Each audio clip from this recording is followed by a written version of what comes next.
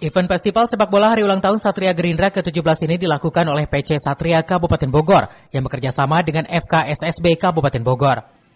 Event festival sepak bola hari ulang tahun Satria Gerindra ini mempertandingkan 4 kategori yakni U9, U10, U11, dan U12. Adapun tujuan dari kegiatan ini untuk memberikan ruang dan peluang anak-anak usia dini yang punya potensi pada sepak bola. Alhamdulillah pada kegiatan kali ini kami sudah di Forum Kompetisi Sepak Bola dipercayaan oleh Satria Muda untuk menyelenggarakan festival yang diberi nama Festival Grassroots antar SSB Kabupaten Bogor maupun Piala Bupati, dan usia yang digelar adalah usia 9, 10, 11, dan 12 tahun.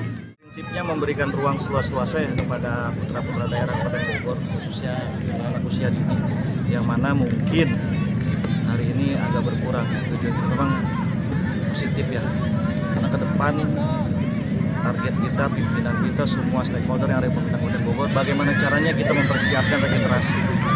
Karena selama ini mungkin hanya prestasi kita kejar, tapi regenerasi sampai hari ini kita masih berkurang. Nah, hari ini kita mulai semua dengan kita bekerja sama FKSSB.